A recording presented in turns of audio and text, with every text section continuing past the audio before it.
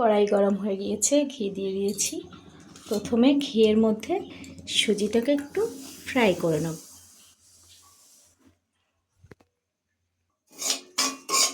ঘি দিয়ে সুজিটাকে ফ্রাই করে নিচ্ছি।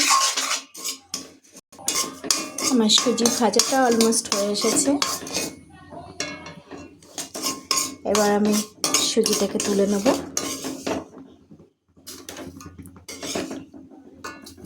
এবার একটুখানি তেল দিয়ে দিচ্ছি। তেল দিয়ে ফোড়নটাকে করে নেব। এখানে আছে তেজপাতা, কারি পাতা, আদা কুচি, শুকনো লঙ্কা আর কালো সরিষা। ফোড়নটা করে নিচ্ছি। ফোড়নটা হয়ে গেছে, এবার তুলে নেব।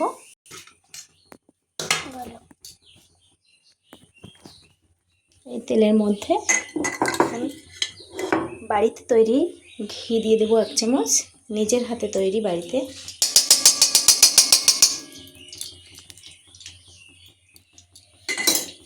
এরপরে আস্তে আস্তে এক এক করে সবজিগুলোকে দিয়ে দেবো।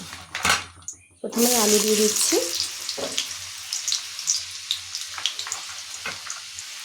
আলু পুরোটা দেওয়া হয়ে গেল। এবারে গাজর দেবো। গাজরটা দিয়ে দিচ্ছি, একটু নাড়াচাড়া করে নিই। তারপরে দেবো ভিজিয়ে রাখা আগে থেকে ছোলা এবং পেঁপে কুচি।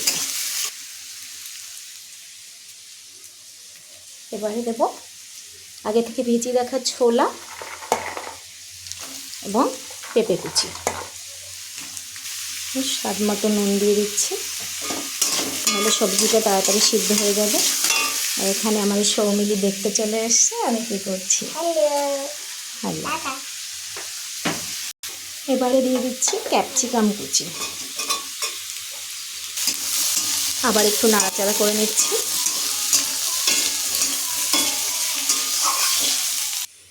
এখন পেঁয়াজ কুচিটা দিয়ে দিচ্ছি, একটু নাড়াচাড়া করে নিচ্ছি। এবার টমেটো কুচিটা দিয়ে দিচ্ছি, একটু নাড়াচাড়া করে নিচ্ছি। কি সুন্দর সবজির কালারটা হয়েছে। এবার দিয়ে দিচ্ছি লঙ্কা কুচি। এবার আগে থেকে ভেজে রাখা বাদামটা দিয়ে দিচ্ছি। এবার দিয়ে দিচ্ছি ভেজে রাখা সুজি এবং আগে থেকে করে রাখা ফোড়নটা দিয়ে একটু নাড়াচাড়া করে নিই। তারপরে এখানে গরম জল দিয়েছি, গরম জলটা দিয়ে দেবো।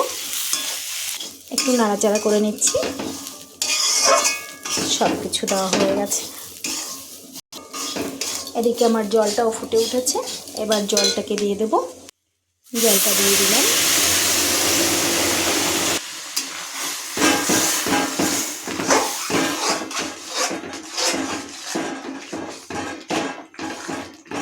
আর একটু নুন দিয়ে দিচ্ছি।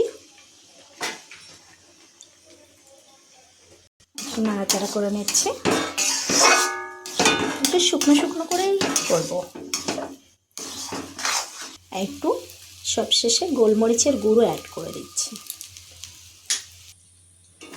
পুরোপুরি রেডি হয়ে গেছে। দেখুন কি সুন্দর লাগছে, আমার তো দুর্দান্ত লাগছে। এবার সার্ভ করব। আমার হাজব্যান্ডে চলে এসছে, মেয়েও রেডি খাওয়ার জন্য। গন্ধরাজ লেবুর রস দিয়ে সার্ভ করে দিচ্ছি। এবার সার্ভ করে দিচ্ছি।